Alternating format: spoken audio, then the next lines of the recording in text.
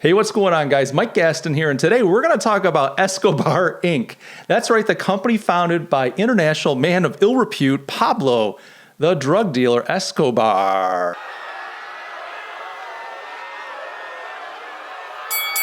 It was founded in 1984, and the reason we're talking about it is just because a few months ago, Escobar came out with a cell phone line. They're going toe-to-toe with Apple and Samsung and all the others out there with their own darn cell phone called the Escobar Fold 1 and the Escobar Fold 2. They got two models. They're coming out swinging, and they really are coming out swinging. They've made some noise because they've been kind of taking on Apple, say they're going to take Apple to court and sue them for taking advantage of the people. And they're going after Samsung, saying, you guys are done. We're going to knock you out of the market. A lot of bluster, a lot of bravado, a lot of machismo coming out of Escobar Inc.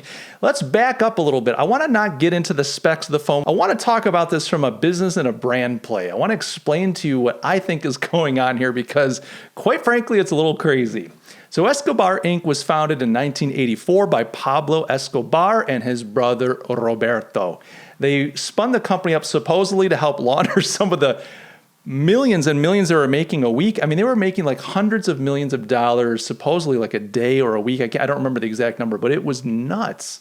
And they needed a way to launder that money because if you want to be legit, you got to launder just a little bit. That's my advice for the day. We're going to make that into a t-shirt. If you want to be legit, you got to launder a little bit. But here's the deal. Back in 1984, they spun this company up to help launder some money. Now, Pablo was killed and his brother turned himself in, not in that order necessarily, did some prison time. This is Roberto. The company got shut down eventually. But back in 2014, Roberto, now out of prison, partnered with a guy named Olof Gustafsson, a Swedish guy, and they have spun the company back up. This Pablo Inc. is a real thing. It's a real business. And what they've done is they've come out with this thing that, the latest one's called the Fold 2. It's the Pablo Escobar Fold 2. It's this folding cell phone. And you can see it. It's gold plated. It's etched. It's got Pablo's initials on it. You open it up and there's Pablo's mug, that cheeky little grin looking at you like, yeah, boy, as your wallpaper.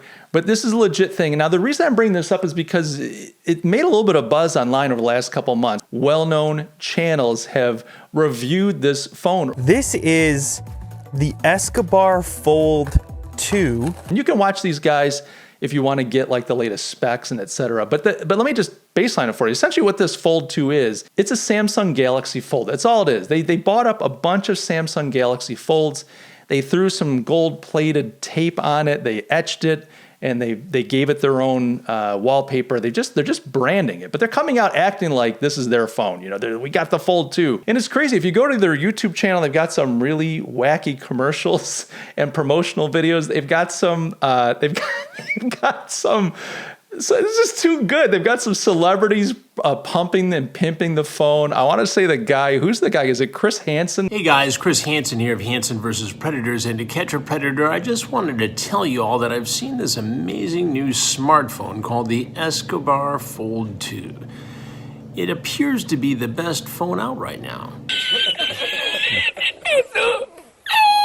It's just nuts. It's nuts. It's like, how does this happen? What world are we living in? What wonderful, wonderful world are we living in that the Escobar family has come out with a phone? Now, when I saw this, I was like, okay, what's going on here? So the phone is listed at like $399. The Fold 2 is $399. Now that's like the Samsung Galaxy, I want to say is like a $1,200 phone, and it is totally a Galaxy. It's a Galaxy Fold. And what they've done, they say, is they have bought up a bunch of overstocks. They've bought up returns. They've just tried to find clever ways of buying smart. And now they're selling the phone at almost half price. That's more than half price.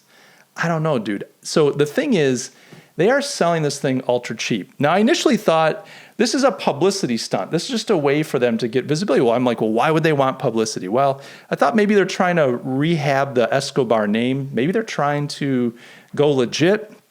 Maybe the business is looking for ways to invest some of the family's money. I'm not assuming that this is a laundering scheme. I don't think the Escobar family is in the crime business anymore. But maybe they're trying to just use some of their family's wealth and connections to get into the legitimate business world, to invest and to make a buck, maybe create something for further generations. But the more I thought about it, the more I thought, I don't think that's what's going on. If you want to be more of a kind of button-down investor type where you're kind of getting into businesses, you're not going to splash your name and your outlaw brother's face on everything. You're not going to have these commercials with these like scantily clad women and just all these bizarre like images that don't really go with legit biz. In fact, you'd probably be behind the scenes. You'd probably say, look, let's take this money, let's keep it on the DL, let's make some smart investments. Let's get some good returns. These, I can just see like the pinstripe suited accountants and financial guys and attorneys advising them on how to do this hush hush. Don't make too much noise. Let's really turn, your $1 billion into $50 billion or whatever the discussion is. But no, they're in your face. They're like all out with this thing. So that idea that maybe they're just trying to go legit, I don't know that that's the case. I don't mean to say that they're not legit now, but I don't think this is about rehabbing the Escobar name. Here's what I think is going on. So right now, there's a lot of popularity around the Escobar name. There's a brand. There's like a brand promise of being an outlaw. You've got the show Narcos on Netflix. I mean, that's run 3 seasons, hugely popular, all about the life and times of Pablo Escobar. Some of it fictionalized, some of it not so much. I mean, the guy's responsible for thousands of deaths. I mean, it's just like, it's kind of funny on one hand that they're selling a cell phone, but on another hand, when you think of the blood, it's like, oh my gosh, it's just crazy. What a world we live in. I think they're trying to trade in on the name because I think there's a trend. You look at Bernie Sanders just, a day or so ago swept Nevada. I mean, you've got Bernie Sanders, an avowed socialist. Like the guy literally had his honeymoon in Moscow.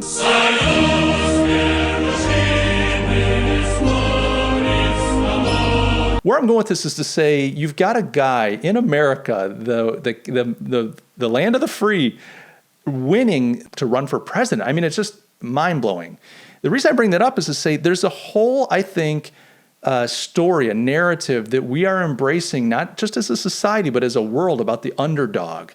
The disenfranchised underdog, the person that the government doesn't care about, the person that the deep state is manipulating, this idea that there are these kind of vigilante outlaws fighting for our freedom. So Bernie Sanders, I don't believe got a lot. I don't believe the guy's a lot to offer American society, but he is capturing the imagination of a bunch of disaffected, disenfranchised individuals, and not just young people, but people of all ages are starting to pull behind this guy. I think the same thing for the Donald Trump election.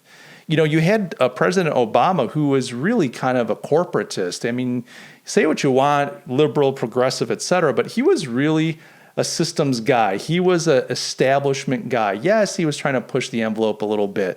Big finance guy, big corporate guy. He was throwing all kinds of money into GM and AG and all these companies that were too big to fail. I think there was a group of people that said, we feel left out. We feel disenfranchised. They voted for Trump. You see this in other countries. And I think you take that and you kind of compare it, or you combine it with thug culture. There's just a whole culture of people that identify themselves as against the authority, against the mainstream. And I think the Escobar folks are tapping into this. They know that the Escobar brand represents this kind of Robin Hood vigilante. It's me against the man. I'm going to fight the man. It's the rebel.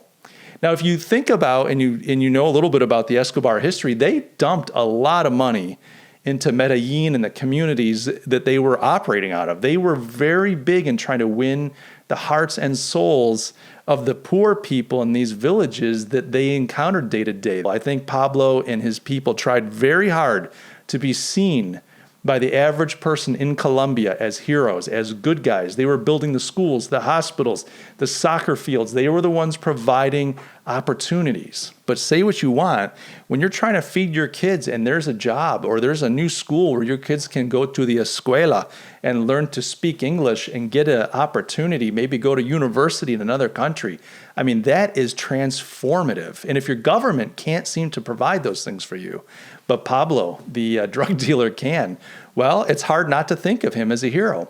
Now, I'm not saying that's right or wrong. I'm not commenting on that. But what I'm saying is, I think the Escobar brand and I think Escobar Inc. is capitalizing on this kind of positioning that they've had all along with the common man, which is we're for you. Look at the pricing of this phone.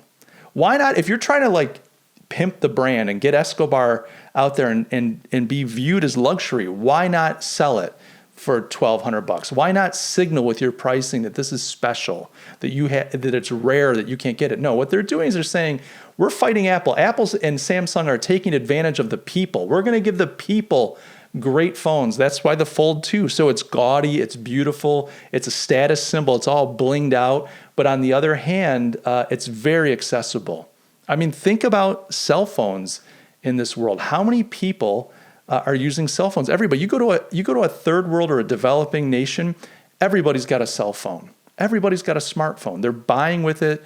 They're transacting with it. They use them for all kinds of stuff. So I think it's a smart play. And where are they going with this? What are they going to do? I don't know. Like, they haven't called me and asked me for marketing advice. And quite frankly, if they did, I don't know what I would do. But I'm telling you, I think that they are trying to capture the hearts and minds, the imaginations of the disenfranchised people that find themselves in the lower rungs of the social ladders in any country. And they're saying to them, guys, Escobar's got your back. We got you, fam. $499. You get a Samsung Galaxy Fold, and not only that, we're going to take Apple to court for taking advantage of you. We're going to destroy Samsung, and we're going to give you the life. We're going to give you that Escobar life. So for me, this is a lifestyle brand. I think this is a play to develop a lifestyle brand. They're using a really smart tactic. Now, it's going to be hard. A lot of people aren't taking them seriously, but I think once the yucks kind of pass on, I think Escobar Inc. is going to make some inroads. I don't think it's going to be easy for them. I don't know how sophisticated they are. They're taking themselves a little seriously. You watch Roberto talk about things. I mean, they got a little bit of something to prove, okay? And that's cool. I mean, you got to be hungry. Got to be willing to throw a punch here and there. We'll see how sophisticated they are, how long-term they can sustain this, and if they have plans. I don't know how deep this goes. Is it just about phones for them? Is it really going to be a lifestyle brand? Will there be jewelry and all kinds of other stuff that you can buy that have that Pablo Escobar cachet to them? I don't know. But to me, I think this is all about capturing the hearts and minds of the people that are disenfranchised and find themselves on the lower rungs of whatever society they're living in. So guys, that's my take on it. Let me know what you think. Throw me something in the comments, my friends. And trolls, let's do it. It's been a while. I need some troll action. Somebody please give me a hard time in the comments so I can get a good laugh. Guys, you know what? I love you all. I hope you know that. And I'm grateful for every single one of you that are watching this video. If you haven't done so already, subscribe and hit that like. Hit that like. Let YouTube know that, my goodness, Mike Gastin's videos, well, there's something special. Guys, I love you. I'll catch you in the next video.